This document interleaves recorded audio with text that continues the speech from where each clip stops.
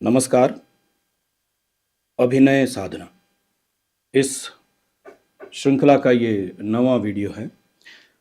शुरू के 5 वीडियोज़ में जैसा अगर आपने देखे होंगे तो उसमें हमने ज़िक्र किया था किसी अभिनेता द्वारा किसी किरदार को अगर निभाना है तो उसको कौन-कौन सी मुख्य बातें ध्यान में रखनी चाहिए। और छठे वीडियो के बाद हमने बात करनी शुरू करी वोकल्स की, ऑडियो की, क्योंकि मेरा ये मानना है कि अभिनय 2 प्रकार से होता है। और मेरा मानना इसलिए कि जो हमने बताया गया, समझाया गया, सिखाया गया, एक हम शरीर से अभिनय करते हैं, दूसरा अपनी आवाज़ से अभिनय करते हैं। और इन दोनों को हम अभिनेता के तौर पर दिमाग से नियंत्रित करते हैं। दिमाग में किसी किरदार के प्रति जितनी चीज़ें हमारे पास स्टोर्ड होंगी, उतना हम अभिनय कर पाएंगे अपने शरीर से और अपनी आवाज़ से। तो आवाज़ के बारे में हमने छठे, 7वें और 8वें वीडियो में बात करी। उनको आप ज़रूर देखिएगा, क्योंकि वो ऐसा नहीं है कि उसको आप जानते नहीं हैं, पर उस पॉइंट ऑफ व्यू से शायद आपने कम सोचा होगा, ऐसा मेरा मानना है। उच्चारण साफ होना चाहिए, पेट की आवाज़ होनी चाहिए, भारी आवाज़ होनी चाहिए, ऐसा बहुत सारा हमें बताया जाता है और हम उसको जानते हैं और उसको फॉलो भी करते हैं। और लेकिन किरदारों की आवाज़ अलग अलग टोन की होती है, अलग अलग सुर की होती है।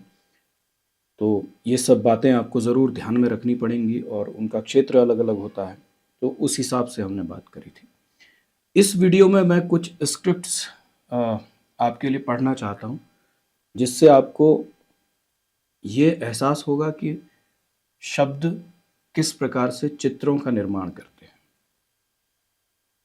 ये घटना 2 तरह से होती है। एक घटना होती है, उस पर कोई लेखक लिखता है, उस चित्र, उस घटना को देख करके उसके मन में जो उपजता है वो कागज़ पर उतारता है। उस कागज़ पे उतरे हुए चित्र के शब्दों को आप पढ़ते हैं बतौर पाठक, और बतौर अभिनेता आप उसको आत्मसात करते हैं और फिर दर्शकों के सामने उसको प्रस्तुत करते हैं। उस प्रस्तुतिकरण से क्या वो चित्र जो वास्तविक था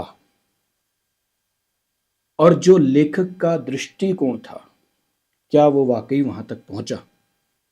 अभी हम इस बात की बात बिल्कुल नहीं कर रहे हैं कि लेखक का दृष्टिकोण सही था, गलत था या और कुछ हो सकता था, उस पर हम बात नहीं कर रहे हैं। हो सकता है एक चित्र पर 4 लेखक लिखेंगे तो अलग अलग चीज़ें लिखेंगे, एक घटना पर 4 लेखक लिखेंगे, अलग अलग लिखेंगे, अलग अलग पॉइंट ऑफ व्यू से लिखेंगे। लेकिन जो जिस लेखक को आपने पकड़ा, उस लेखक ने जो लिखा और जो चित्र बने, वो आपके अभिनय से दर्शक वहां तक पहुंचे कि नहीं पहुंचे, ये हमारा प्रमुख बतौर अभिनेता एक ही हमारी जिम्मेदारी होती है, हमारा काम होता है। ध्वनि पर हम बात कर रहे हैं, हम अभी अभिनय पर भी बात नहीं कर रहे हैं। मैं हमेशा अपने जिनको भी मैं अभिनय के विषय में बताता हूं, मैं उनको एक बात बहुत साफ तौर पर कहता हूं कि जब आप पहली बार कोई चीज़ पढ़ते हैं, कोई भी स्क्रिप्ट, आप अखबार भी पढ़ते हैं, तो हमारे पढ़ने में एक प्रक्रिया है और वो प्रक्रिया ये है कि हमारी आंखें उन अक्षरों को देखती हैं, दिमाग को वो अक्षरों का चित्र भेजती हैं, दिमाग उन अक्षरों को समझ करके जबान को ये निर्देश देता है कि ये अक्षर जो दिख रहा है, जिसे आंख ने देखा है, दिमाग ने समझा है, जबान ने उसको बोलना है। ये एक कांस्टेंट प्रक्रिया है। सो बतौर अभिनेता आपका पहला काम यह है कि स्क्रिप्ट में जो लिखा हुआ है, गलत छपा है, सही छपा है, जैसा भी छपा है, उसको अभ्यास ये कीजिए कि जो लिखा है उसको आंखें देखें, दिमाग समझे, जबान बोले। और सरल कर दूं मैं इस बात को कि आप अपनी तरफ से किसी वाक्य का निर्माण मत करें। अगर वहां पर लिखा है, जैसा जैसा लिखा है वैसा वैसा आपको बोल देना है। उस पे आप बिल्कुल अभी ना इमोशंस की बात करें, ना उसके भाव पक्ष की बात करें, ना उसके साहित्य की बात करें, ना उसमें अभिनय की बात करें। पहली चीज़ जो आपको करनी है, जो जैसा लिखा है उसको उच्चारण वैसा कर दीजिए।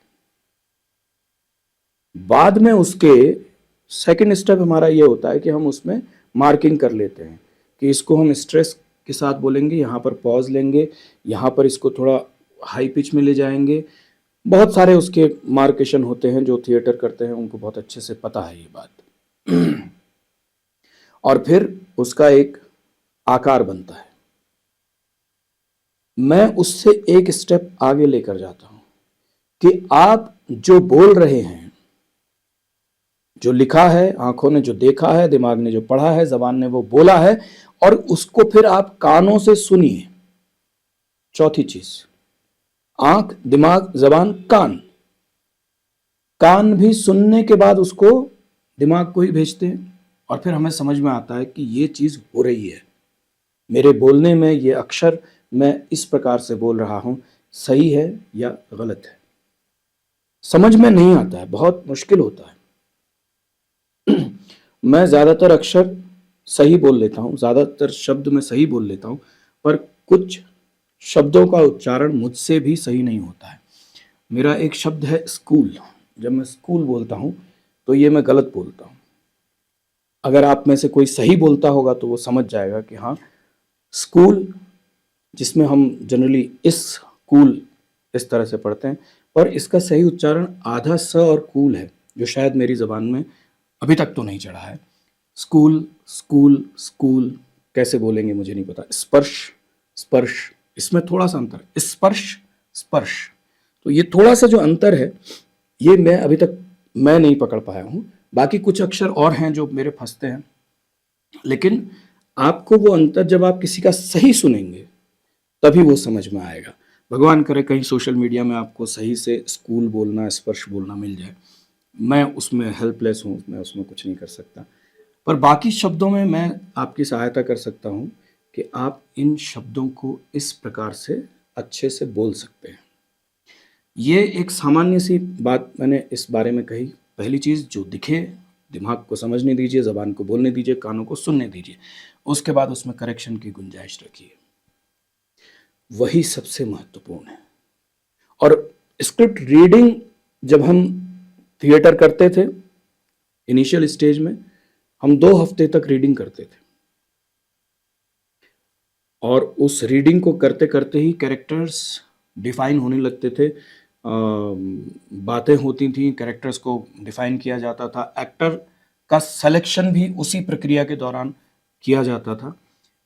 और 2 हफ्ते के बाद जब आपको डायलॉग एक तरह से आधे याद हो गए हैं, कैरेक्टराइजेशन, एक्टर फिक्स हो गए, कास्टिंग फिक्स हो गई है, फिर हम उसको ये जिम्मेदारी के साथ कि ये किरदार आपको निभाना है, फिर 1 हफ्ता लेते थे, जहां वो डायलॉग्स का मार्केशन हो जाता था, फॉर्मेशन हो जाता था कि ये डायलॉग ऐसे बोला जाना है।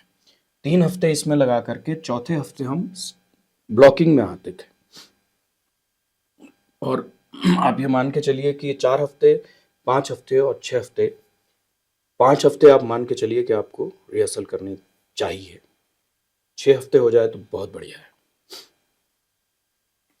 लेकिन रिहर्सल को रिहर्सल की तरह ही करना पड़ता है, शो की तरह नहीं करना पड़ता।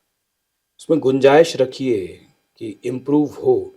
हम लोग कई बार इस बात को कहते हैं कि एक्टर को कितने % कैरेक्टर में इन्वॉल्व होना चाहिए, कि वो भूल जाए पूरी दुनिया को कि वो मंच पे प्रस्तुति दे रहा है, वो भूल जाए और वो सिर्फ अभिनय करे, वो किरदार बन जाए। कितने % होना चाहिए? परिभाषित लिखित तौर पर ये 80% तक, 85% तक, 90% तक लोग कहते हैं।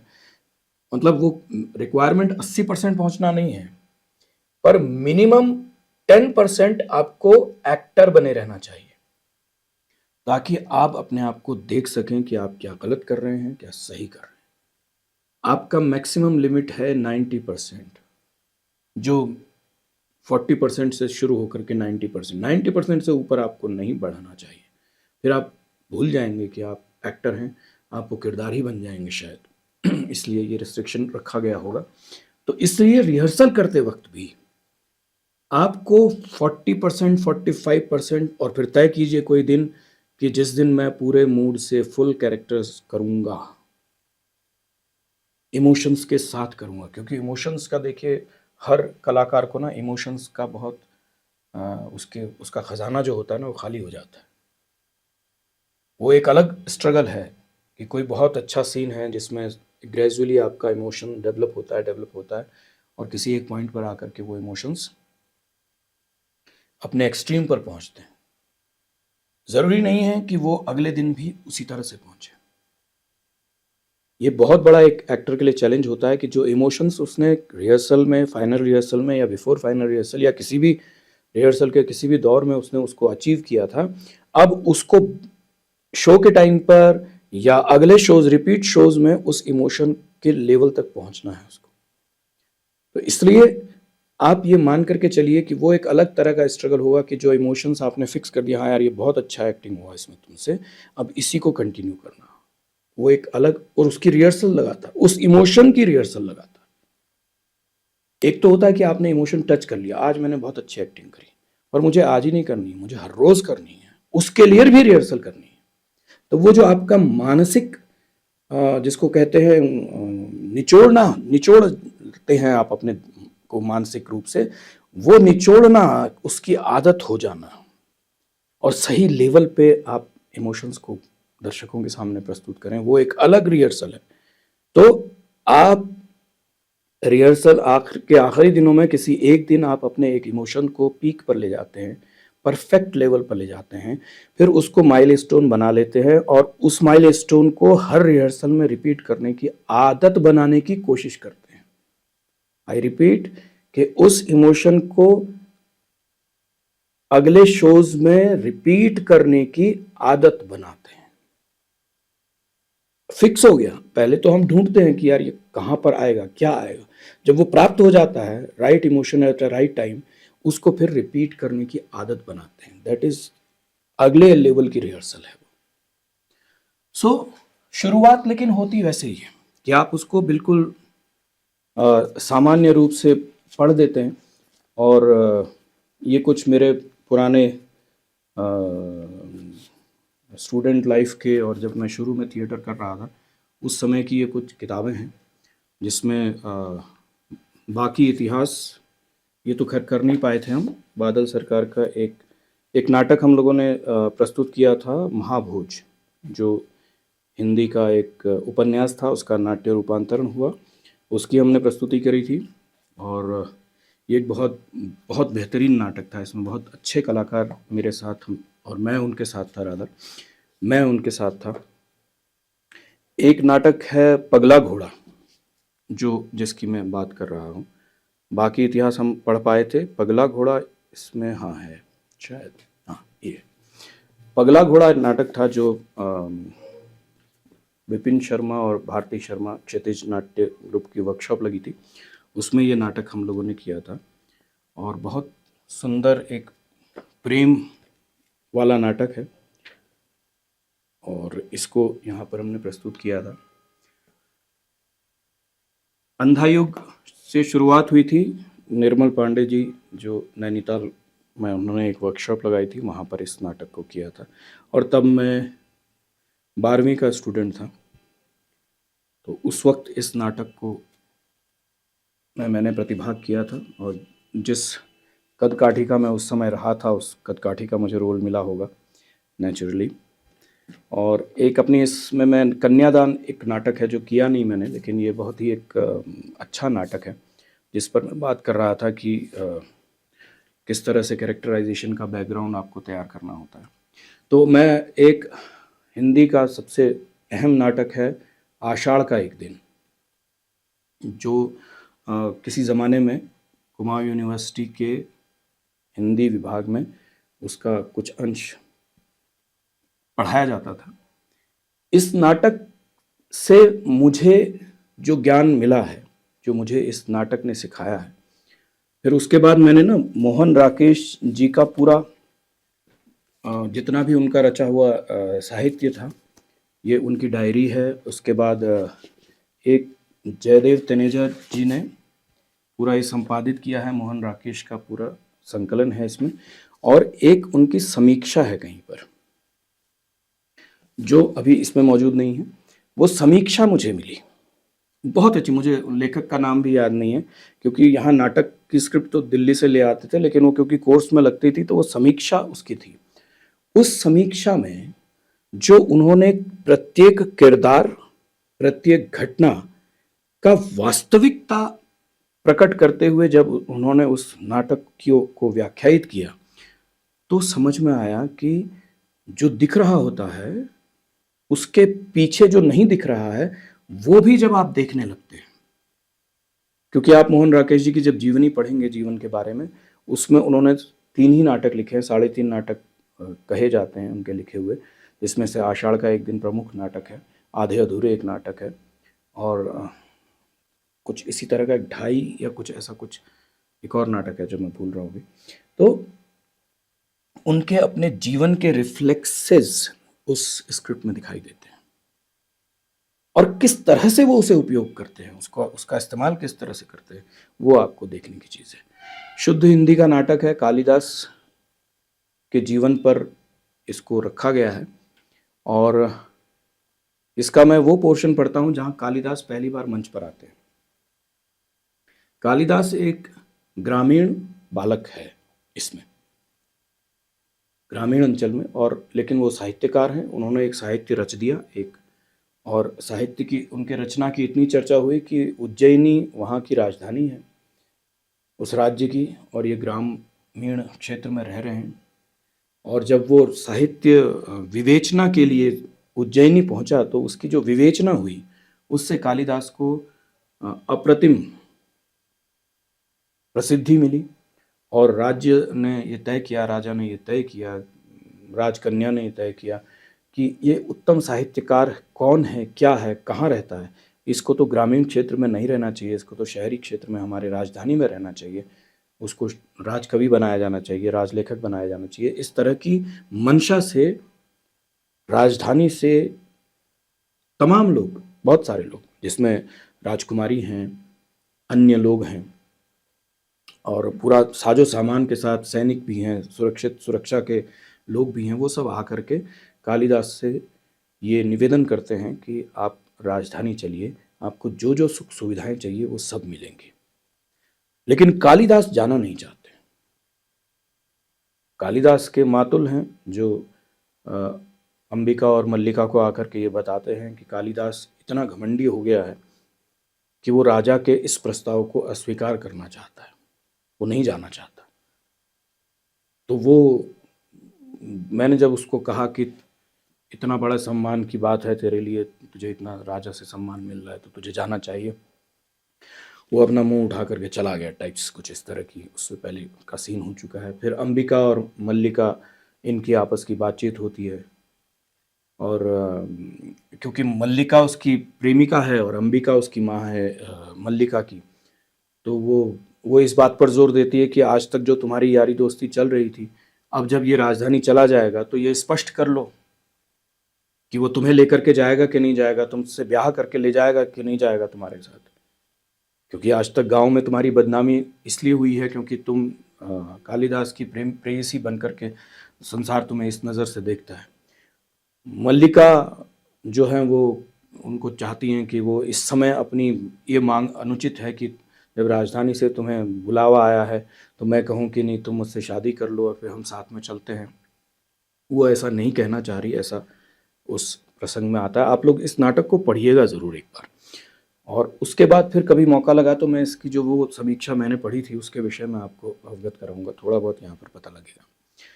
तो उसमें एक सीन जहाँ पर कालिदास पहली बार दर्शकों के सामने आ रहे हैं, उनसे पहले कालिदास के विषय में बहुत सारी बातें ये हो चुकी हैं।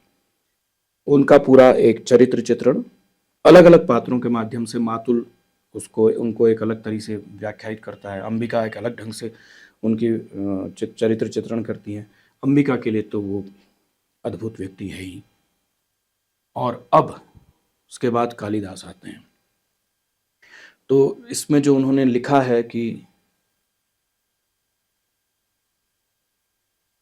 जो अंबिका है, जब कालिदास ड्योढ़ी की ओर से कालिदास के शब्द सुनाई देने लगते हैं, अंबिका के माथे की रेखाएं गहरी हो जाती हैं।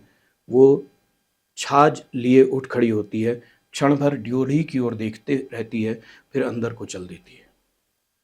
कालिदास आते हैं और अंबिका इस तरह से उसको देख करके चली जाने लगती है। तो मल्लिका कहती है, ठहरो माँ, तुम चल क्यों दी?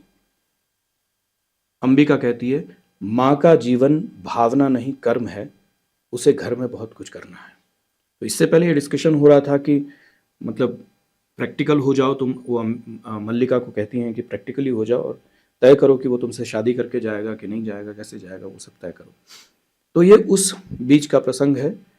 और माँ का जीवन भावना नहीं कर्म है, उसे घर में बहुत कुछ करना है, चली जाती है। कालिदास एक हरिण शावक को बाहों में लिए पुचकारता हुआ आता है। हरिण शावक के शरीर से लहू टपक रहा है।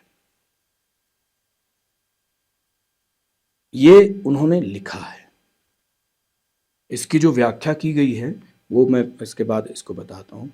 पर जो पहला संवाद आकर के कालिदास यानी उस नाटक के हीरो नायक जो बोलते हैं, चित्र उन्होंने कर दिया कि एक हरिण शावक है जिसके उससे खून टपक रहा है। और कालिदास ये कहते हुए प्रवेश करते हैं, हम जिएंगे हरिण शावक, जिएंगे ना, एक बाण से आहत होकर हम प्राण नहीं देंगे। हमारा शरीर कोमल है तो क्या हुआ, हम पीड़ा सह सकते हैं। एक बाण प्राण ले सकता है तो उंगलियों का कोमल स्पर्श प्राण दे भी सकता है। हमें नए प्राण मिल जाएंगे। हम कोमल आस्तरण पर विश्राम करेंगे। हमारे अंगों पर घृत का लेप होगा। कल हम फिर वनस्थली घूमेंगे, कोमल दूर्वा खाएंगे। खाएंगे ना। निर्देश जो लेखक ने लिखे हैं, मल्लिका अपने को सहेज कर द्वार की ओर जाती है। ये भी है कि ये हो सकता है नेपथ्य में इनकी बात ये कह रहे हों, और या वो आते ही, हाँ शायद इसमें, हाँ ये आते हुए ही बोलते हैं, मल्लिका अपने को सहेज कर द्वार की ओर जाती है। मल्लिका, ये आहत हरिण शावक, यहां कौन व्यक्ति है जिसने इसे आहत किया? क्या दक्षिण की तरह यहां भी? कालिदास बात काटते हुए, आज ग्राम प्रदेश में कई नई आकृतियां देख रहा हूं। झरोखे के पास जाकर आसन पर बैठ जाता है। तो इस नाटक की एक सबसे अच्छी जो खूबी है कि वो एक छोटा छोटा इंस्ट्रक्शन, कि अब वो चेहरा उठाता है, वो इधर घूम जाता है, इस तरफ पीठ हो जाती है, इस तरह के इंस्ट्रक्शंस भी लेखक ने लिखे हैं। उस डिटेल में उन्होंने काम किया है। उसके पीछे के मीनिंग्स जो व्याख्या की गई है उसमें स्पष्ट होती है कि क्यों वो वहां पर बैठा, क्यों वो वहां पर खड़ा होगा। आज ग्राम प्रदेश में कई नई आकृतियां देख रहा हूं। झरोके के पास जाकर आसन पर बैठ जाता है। राज्य के कुछ कर्मचारी आए हैं। बैठ जाता है, राज्य के कुछ कर्मचारी आए हैं। ये बात उन्होंने बैठकर बोली है। आज ग्राम प्रदेश में कई नई आकृतियां देख रहा हूं, ये खड़े खड़े जाते हुए बोली। झरोखे के पास जाकर के आसन में बैठ जाता है। राज्य के कुछ कर्मचारी आए हैं। अब ये बैठ क्यों गए? ये मीनिंगफुल बैठना है। विवशता भी हो सकती है कि मतलब राज्य के कर्मचारी आए हैं तो मैं मजबूर हो गया हूं। वो इनको लेने आए हैं, कालिदास को लेने आए हैं, और मजबूरी वो यहां पर शायद बैठ करके दिखा रहे हैं। राज्य के कुछ कर्मचारी आए हैं। हरिण शावक को वक्ष से सटाकर थपथपाने लगता है। यानी कालिदास जो राजधानी नहीं जाना चाहता है, उनके लिए राज्य के कर्मचारी आए हैं, है ना। और वो हरिण शावक जो आगे वो बताते हैं इसमें कि ये तीर किसने मारा है, तीर से घायल हुआ है, और ये मेरी गोद में आ गया। वो आगे डायलॉग में आएगा। थपथपाने लगता है, मतलब यहां तक वो डिटेल में लिख रहे हैं कि वक्ष स्थल से राज्य के कुछ कर्मचारी आए हैं, हरिण शावक को वक्षस्थल से सटाकर थपथपाने लगता है। हम सोएंगे, हम सोएंगे, क्वेश्चन मार्क है। हम सोएंगे, हाँ, हम थोड़ी देर सो लेंगे तो हमारी पीड़ा दूर हो जाएगी, परंतु उससे पहले हमें थोड़ा दूध पी लेना चाहिए। मल्लिका, थोड़ा दूध हो तो किसी भाजन में ले आओ। मल्लिका, मल्लिका डायलॉग, मां ने दूध औटा कर रखा है, देखती हूं। चूल्हे के निकट जाकर बर्तनों में देखने लगती है। वो काम करते करते आगे के डायलॉग बोल रही है। अभी अभी 2-3 राज्य कर्मचारियों ने को हमने घोड़ों पर जाते देखा। मां कहती है कि जब भी ये लोग आते हैं कोई ना कोई अनिष्ट होता है। वर्षा के रोमांच के बाद मुझे ये सब विचित्र सा लगा। दूध का बर्तन उठाकर दूध खुले बर्तन में उड़ेलने लगती है। रोमांच के बाद मुझे ये सब बहुत विचित्र सा लगा। दूध का बर्तन उठाकर दूध खुले बर्तन में डाल उड़ेलने लगती है। मां आज बहुत रुष्ट है। कैन यू इमेजिन कि मां ने दूध औटा कर रखा है और वही दूध वो खुले बर्तन में उड़ेलती है। उस वक्त ये बोलती है कि मां आज बहुत रुष्ट है। अब आप अगर और उसकी गहराई में जाना चाहें तो मां ने अपना सारा जो मां की जो भावना है वो उस दूध में उड़ेल दी गई थी और उसको उसने बर्तन में उड़ेल दिया। वो बर्तन कालिदास हरिण शावक को बाहों में झुलाने लगता। मां आज बहुत रुष्ट है। कालिदास ये हरिण शावक को बाहों में झुलाने लगता है। टाइमिंग उन चीजों की आप देखेंगे। कालिदास, हम पहले से सुखी हैं। हमारी पीड़ा धीरे धीरे दूर हो रही है। हम स्वस्थ हो रहे हैं। हिरण को बोल रहा है। न जाने, अब मल्लिका को, न जाने इसके रुई जैसे कोमल शरीर पर उससे बाण छोड़ते कैसे बना। बाण छोड़ते बना कैसे? न जाने इसके रुई जैसे कोमल शरीर पर उससे बाण छोड़ते बना कैसे। ये कुलांच भरता मेरी गोद में आ गया। मैंने कहा तुझे वहां ले चलता हूं जहां तुझे अपनी मां की सी आंखें और उसका शाही स्नेह मिलेगा। मल्लिका की ओर देखता है। मल्लिका दूध लिए पास आ जाती है। मल्लिका अंबिका की भावनाओं, अगर हम ये पकड़ें कि वो दूध में मां ने भावनाएं उबेल, नहीं तो मां ने दूध उबाला है या दूध औटा कर रखा है, जो भी करके रखा है, वो कहने की जरूरत नहीं थी ना। लेकिन वो कहा गया और फिर वो उड़ेला गया और फिर वो लाया गया। मल्लिका की ओर देखता है। मल्लिका दूध लिए पास आ जाती है। मल्लिका, सच, मां आज बहुत रुष्ट है। वो पहले कहा था, बीच में कालिदास ने उसको इग्नोर करते हुए कुछ अपनी कहानी सुना दी। वो इग्नोर कर रहा है मां ने जो कहा था। लेकिन मल्लिका मां की विषय में चिंतित है आज। सच, मां आज बहुत रुष्ट हैं।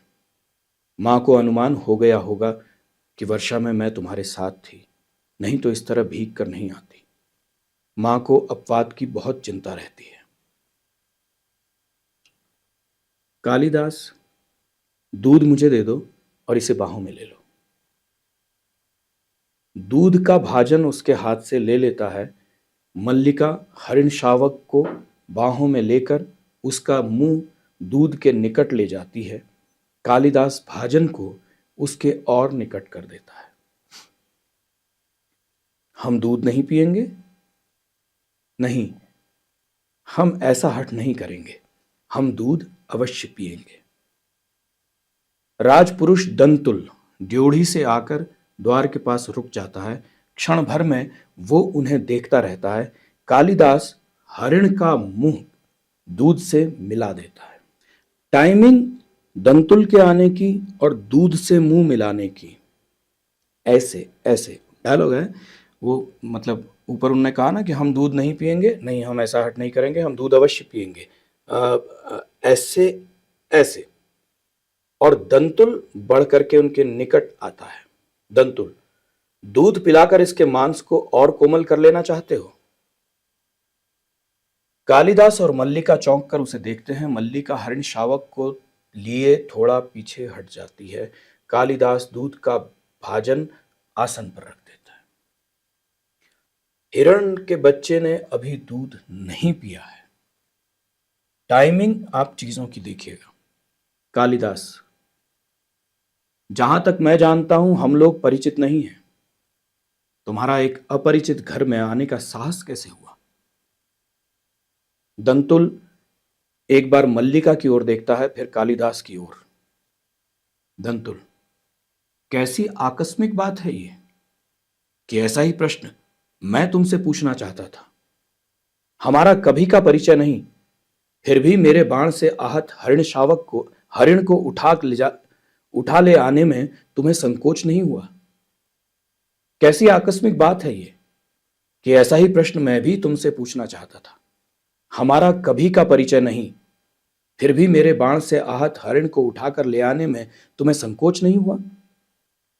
ये तो कहो कि द्वार तक रक्त बिंदुओं के चिन्ह बने हैं, अन्यथा इन बादलों से घिरे दिन में मैं तुम्हारा अनुसरण कर पाता?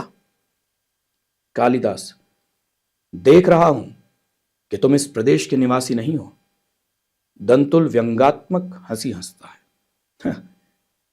मैं तुम्हारी दृष्टि की प्रशंसा करता हूं।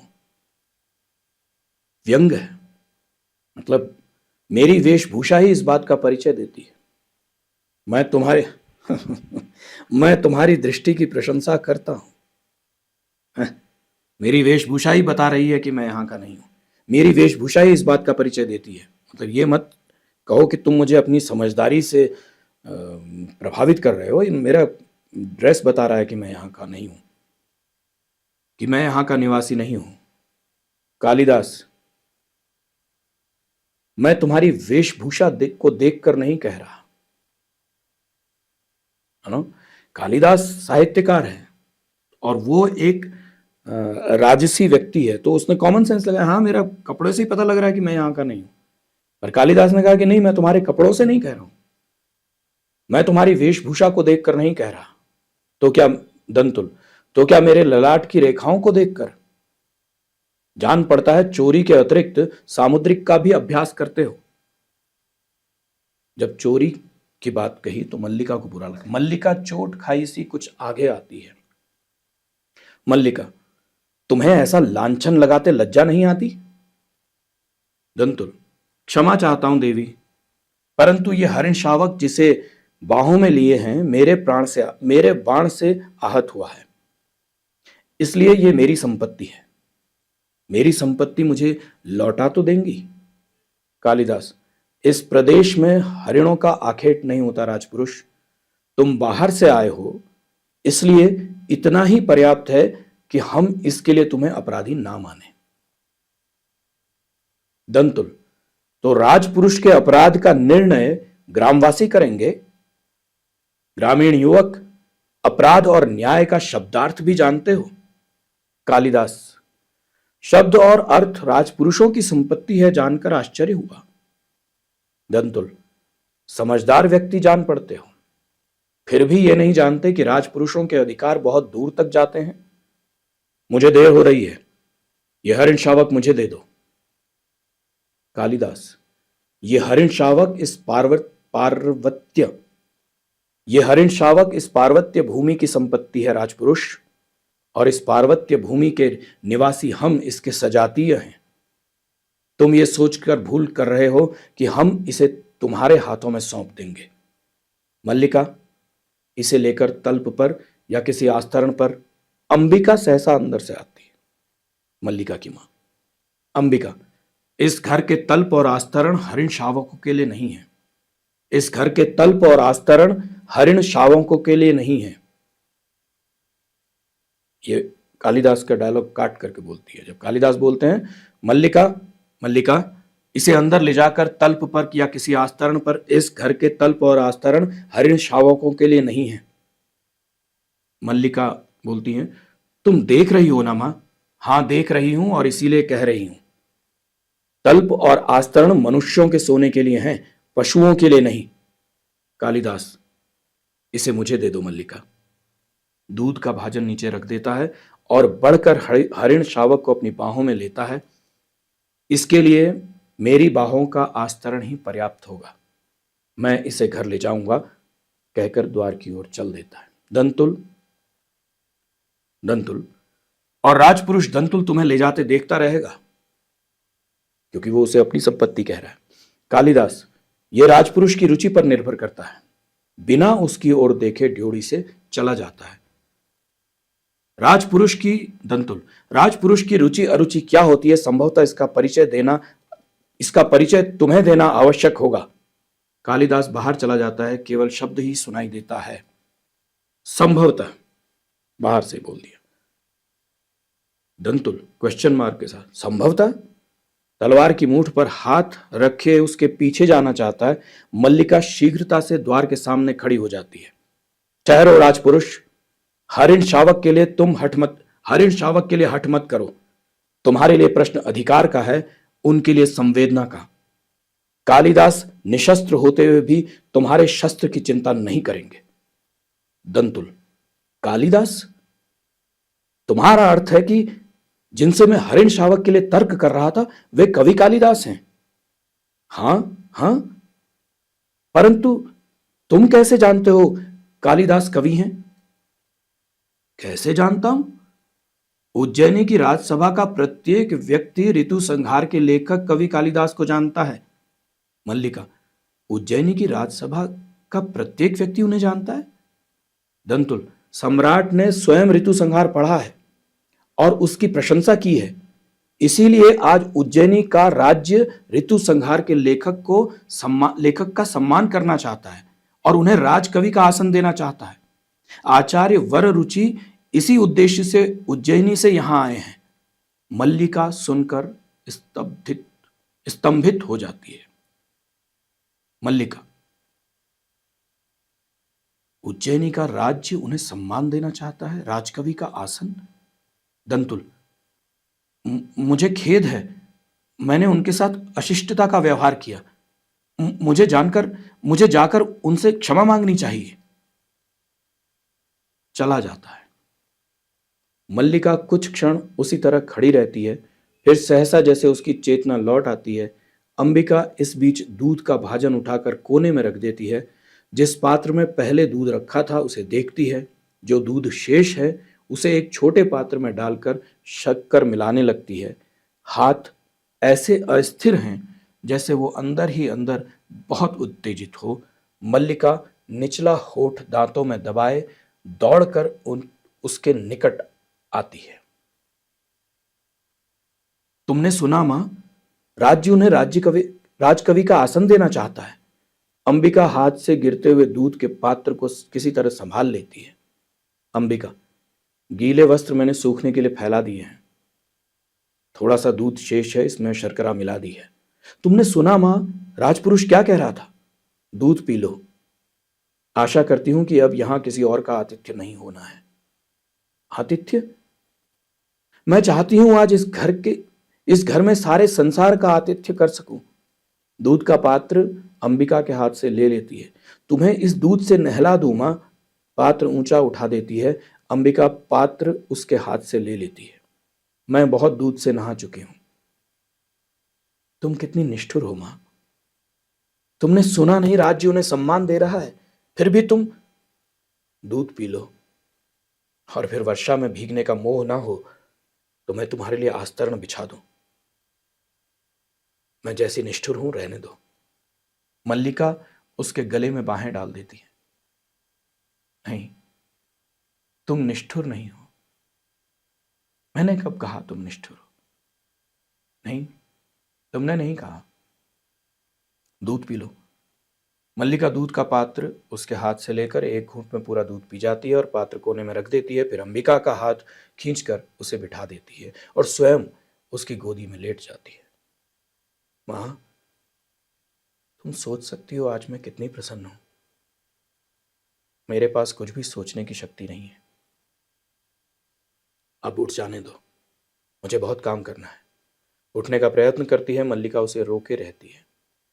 नहीं, उठो नहीं। इसी तरह बैठी रहो। राज्य उन्हें सम्मान दे रहा है मां, उन्हें राजकवि का आसन प्राप्त होगा।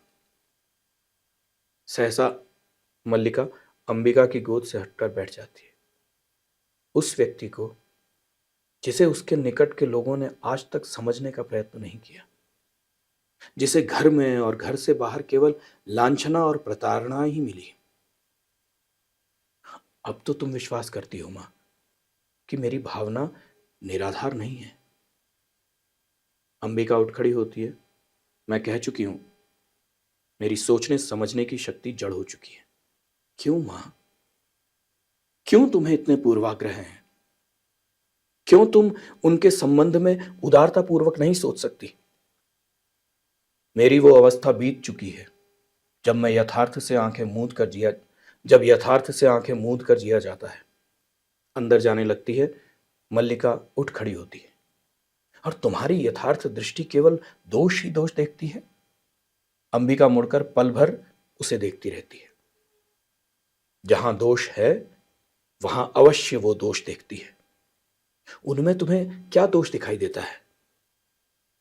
वो व्यक्ति आत्मसीमित है। संसार में अपने सिवा उसे और किसी से मोह नहीं, इसलिए कि वो मातुल की गौएं न चराकर बादलों में खोए रहते हैं। मुझे मातुल से या उनकी गौओं से कोई प्रयोजन नहीं है। मैं केवल अपने घर को देखकर कहती हूं। बैठ जाओ मां। अंबिका को हाथ से पकड़कर झरोखे के पास आसन पर ले जाती है। मैं तुम्हारी बात को समझना चाहती हूं। मैं भी चाहती हूं तुम आज समझ लो। तुम कहती हो तुम्हारा उससे भावना का संबंध है। वो भावना क्या है? मैं उसे कोई नाम नहीं देती। अंबिका के पैरों के पास मल्लिका बैठ जाती है। परंतु लोग उसे नाम देते हैं। यदि वास्तव में उसका तुमसे भावना का संबंध है तो वो क्यों तुमसे विवाह नहीं करना चाहता? मल्लिका, तुम उनके प्रति सदा अनुदार रही हो मां। तुम जानती हो उनका जीवन परिस्थितियों की कैसी विडंबना में बीता है। मातुल के घर में उनकी क्या दशा रही है। उस साधनहीन और अभावग्रस्त जीवन में विवाह की कल्पना ही कैसे की जा सकती है? अंबिका, और अब जबकि उसका जीवन साधनहीन और अभावग्रस्त नहीं रहेगा। मल्लिका कुछ क्षण चुप रहकर अपने पैरों की ओर देखती है। और अब जबकि उसका जीवन साधनहीन और अभावग्रस्त नहीं रहेगा। किसी संबंध से बचने के लिए अभाव जितना बड़ा कारण होता है, अभाव की पूर्ति उससे बड़ा कारण बन जाती है। यह तुम्हारी नहीं, विलोम की भाषा है। मैं ऐसे व्यक्ति को अच्छी तरह समझती हूं। तुम्हारे साथ उसका इतना ही संबंध है कि तुम एक उपादान हो जिसके आश्रय से वो अपने से प्रेम कर सकता है। मैं ऐसे व्यक्ति को अच्छी तरह समझती हूं। तुम्हारे साथ उसका इतना ही संबंध है कि तुम एक उपादान हो जिसके आश्रय से वो अपने से प्रेम कर सकता है, अपने पर गर्व कर सकता है। परंतु तुम क्या सजीव व्यक्ति नहीं हो? तुम्हारे प्रति उसका या तुम्हारा कोई कर्तव्य नहीं है? कल तुम्हारी मां का शरीर नहीं रहेगा और घर में एक समय के भोजन की व्यवस्था भी नहीं होगी, तो जो प्रश्न तुम्हारे सामने उपस्थित होगा उसका तुम क्या उत्तर दोगी? तुम्हारी भावना उस प्रश्न का समाधान कर देगी? फिर कह दो ये मेरी नहीं, विलोम की भाषा है। मल्लिका सिर झुकाए कुछ क्षण चुप बैठी रहती है, फिर अंबिका की ओर देखती है। मां, आज तक का जीवन किसी तरह बीता ही है, आगे का भी बीत जाएगा। आज जब उसका जीवन एक नई दिशा ग्रहण कर रहा है, मैं उसके सामने अपने स्वार्थ की घोषणा नहीं करना चाहती। बाहर से मातुल का शब्द सुनाई देने लगता है। इसको पढ़ा तो पूरा जा सकता है, पर मैं यहां पर रोकता हूं। इसका कारण यह है कि जो मैंने व्याख्या इसकी पढ़ी थी, जिसमें हम इस हरिण शावक जिसको वो लेकर के आता है, इसका उन्होंने बड़े अच्छे से चित्रण किया था। मैं उसी बात पर फोकस करना चाहता हूँ। आगे तो वो जो बातें हैं वो एक अलग स्तर पर हैं। उसमें वो लिखते हैं कि ये जो हिरण का जो बच्चा शावक जो तीर से घायल हुआ है, वो राजपुरुष के तीर से दंतुल्य आता है। कालिदास, इस बात से कालिदास का मन आहत है कि उसको राजपुरुष लेने आए। वो शायद इस गांव से नहीं जाना चाहता है, शायद इसलिए क्योंकि वो चला जाता है और बाद में पश्चाताप करके कहता भी है कि मैं यहां से नहीं जाना चाहता था, लेकिन परिस्थिति हुई तो मैं चला भी गया, ना नहीं कर पाया। तो वो समीक्षक ये लिख रहे हैं कि वो जो हरिण शावक है जो तीर से घायल है और जिसका लहू टपक रहा है, वो बेसिकली कालिदास का व्यथित हृदय है, जो इस सिनेरियो में वो अपने व्यथित मन को लेकर के अंबिका के पास मल्लिका के पास आया था। वो उसका मन है। और अब जब उसको आप पढ़ेंगे, दोबारा से सुनेंगे या समझने की कोशिश करेंगे, तो आपको समझ आएगा। अब जब आप हरिण शावक वाला दृश्य दोबारा सुनेंगे, या मैं उसकी कुछ लाइनें यहां पे पढ़ देता हूं कि वो जो हरिण शावक है वो उसका अपना हृदय है, जो सरकार की, राज्य की, राजा की इस बात से आहत हुआ है। हम जिएंगे हरिण शावक, जिएंगे ना? वो अपने मन को समझा रहा है। एक बाण से आहत होकर हम प्राण नहीं दे देंगे। हमारा शरीर कोमल है तो क्या हुआ, हम पीड़ा सह सकते हैं। एक बाण प्राण ले सकता है तो उंगलियों का कोमल स्पर्श प्राण दे भी सकता है। हमें नए प्राण मिल जाएंगे। ये वो अपने मन को समझा रहा है। हमें नए प्राण मिल जाएंगे, हम कोमल आस्तरण पर विश्राम करेंगे, हमारे अंगों पर घृत का लेप होगा, हम कल फिर वनस्थली घूमेंगे, कोमल दूर्वा खाएंगे, खाएंगे ना? ये आप देखिए, जब मन की बात हुई, अगर आप रुचि रखते हैं उसमें, मल्लिका, आहत हरिण शावक, ये आहत हरिण शावक, ये हरिण शावक नहीं है, कालिदास का मन है। यहां कौन व्यक्ति है जिसने इसे आहत किया? क्या दक्षिण की तरह यहां भी आज ग्राम प्रदेश में कई नई आकृतियां देख रहा हूं। राज्य के कुछ कर्मचारी आए हैं, हरिण शावक को वक्ष स्थल से थपथपाकर, सटाकर थपथपाने लगता है। ये उसका हृदय है। हम सोएंगे। अब ये जो हम सोएंगे है, ये मल्लिका के पास आकर के ये बात कहने का आप सोचिए कि वो अपनी प्रेमिका के पास आया है अपने आहत हृदय को लेकर के। हम सोएंगे, हाँ, हम थोड़ी देर सो लेंगे तो हमारी पीड़ा दूर हो जाएगी, परंतु उससे पहले हमें थोड़ा दूध पी लेना चाहिए। मल्लिका, थोड़ा दूध हो तो किसी भाजन में ले आओ।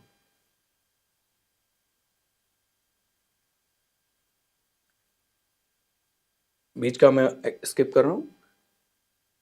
कालिदास हरिण शावक को बाहों में लेकर के झुलाने लगता है। हम पहले से सुखी हैं, हमारी पीड़ा धीरे धीरे दूर हो रही है, हम स्वस्थ हो रहे हैं। उसके मन की बात कर रहा है, अपने मन को स्वस्थ करने की बात कर।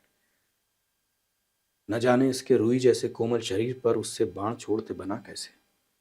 ये कुलांच भरता मेरी गोद में आ गया। मैंने कहा तुझे वहां ले चलता हूं जहां तुझे अपनी मां की सी आंखें और उसका सा स्नेह मिलेगा। कालिदास, जिसके माँ बाप नहीं हैं, अपने मातुल के यहाँ, मामा के यहाँ पल बढ़ रहा है,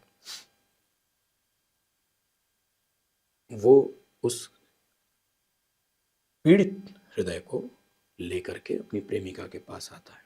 और मैं स्पेशली इस लाइन के लिए इस पूरे प्रकरण को मैंने चुना। मैंने कहा मैं तुझे वहां ले चलता हूं जहां तुझे अपनी मां की सी आंखें और उसका सा स्नेह मिलेगा।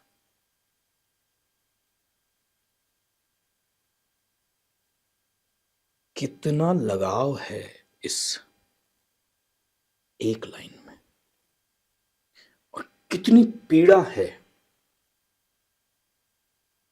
न जाने इसके रूई जैसे कोमल शरीर पर उससे बाण छोड़ते कैसे बना कैसे, ये कुलांच भरता हुआ मेरी गोद में आ गया। मैंने कहा तुझे वहां ले चलता हूं जहां तुझे अपनी माँ की सी आंखें और उसका सा स्नेह मिलेगा। किस प्रेम विश्वास से वो उस घायल हृदय को लेकर के मल्लिका के पास आया।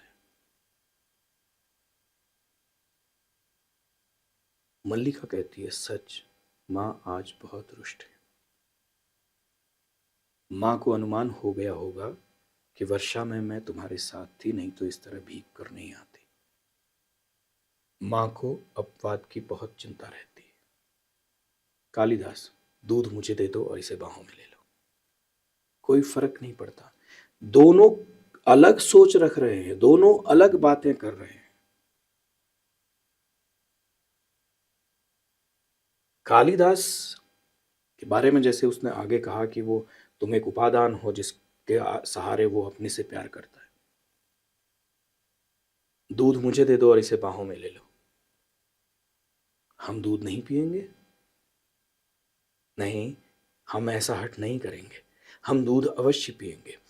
अब ये दूध क्या है, वो क्यों ऐसा कह रहा है कि हम हिरण दूध नहीं पीना चाहता, घायल हृदय उसका इस प्रैक्टिकलिटी में नहीं फंसना चाहता काइंड ऑफ, क्योंकि मैं जो समझता हूँ कि दूध पीना एक शरीर की प्यास बुझाने, भूख मिटाने जैसा कोई चीज़ है, प्रैक्टिकल चीज़ है, जिसकी वो बात कर रहा है कि हम दूध नहीं पिएंगे। नहीं नहीं, हम ऐसा हट नहीं करेंगे, हम दूध अवश्य पिएंगे। उतने में राजपुरुष दंतुल ड्योढ़ी पर आकर रुक जाता है। मेरा इस आषाढ़ के एक दिन का ये पोर्शन लेने का सिर्फ एक ही सेंटेंस है, जो अगर वो हृदय है और वो सरकार के, वो राज सत्ता के किसी निर्णय से परेशान होकर के आया है, तो न जाने इसके रूई जैसे कोमल शरीर पर उससे बाण छोड़ते कैसे बना। वो ये कह रहा है कि राजा को ये क्यों लगा होगा कि इसको मुझे राजकवि बनाना है, इसको यहाँ से जड़ समेत उठा करके मुझे राज, आप यहीं राज, आप इसी ग्राम प्रांतर को घोषित कर दीजिए कि ये कविशाला है। क्यों आप दरबार में बुला रहे हैं? ये कुलांच भरता हुआ मेरी गोद में आ गया। मैंने कहा तुझे वहां ले चलता हूं जहां तुझे अपनी माँ की सी आंखें और उसका सा स्नेह मिलेगा। इस आशा से कालिदास मल्लिका के पास आते हैं, और मल्लिका क्या कह रही हैं? माँ आज बहुत रुष्ट है।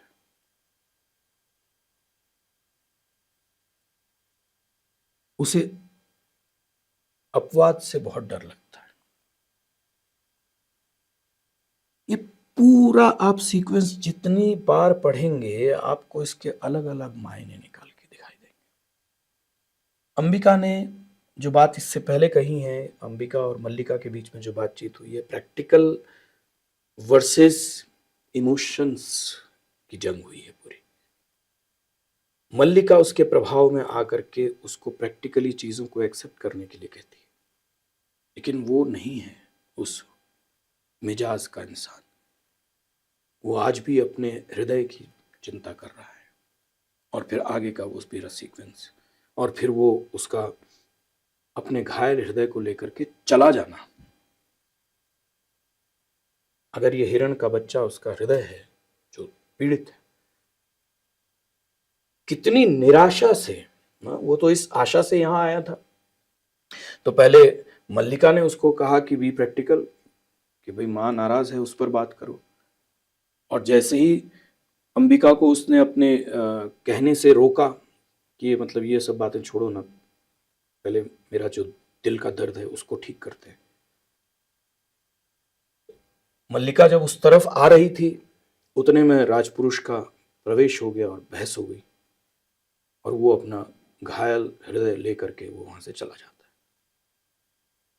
और उसके पीछे पीछे राजपुरुष भी चाहता है कि सॉरी मैंने आपका दिल दुखाया, वो जो भी आगे उसकी बातचीत होगी। ये पूरा सिनेरियो इस आषाढ़ के एक दिन में हर चीज पर दिखाई देता है।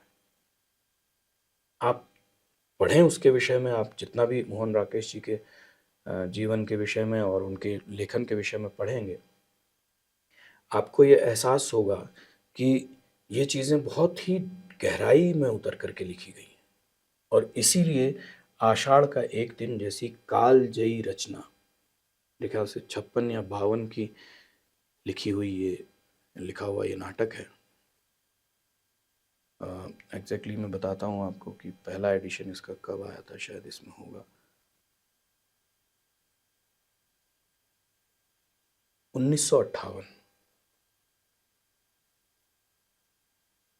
40 साल उधर, 25-27 साल इधर, 65 साल पहले लिखा हुआ ये नाटक आज भी हिंदी नाट्य जगत में अपना एक सर्वोत्तम स्थान रखता है।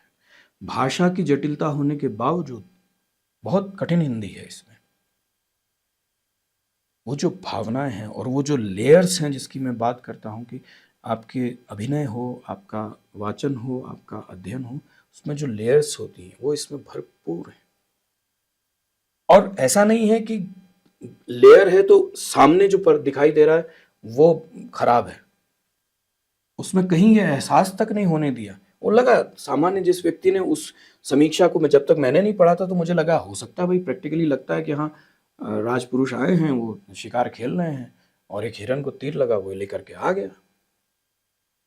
लेकिन जब उस समीक्षक ने कहा कि मोहन राकेश जी ने इसमें ये जो शावक है, ये उनका हृदय है जो राज कर्म से दुखी हुआ है, और उसको लेकर के वो मल्लिका के पास पहुंचता है कि इसको थोड़ी सांत्वना चाहिए, और मल्लिका उसे प्रैक्टिकलिटी में घसीटना चाह रही है, और फिर वो राजपुरुष आ जाता है और फिर राजपुरुष उसे अपने अधिकार और कर्तव्य बताने लगता है।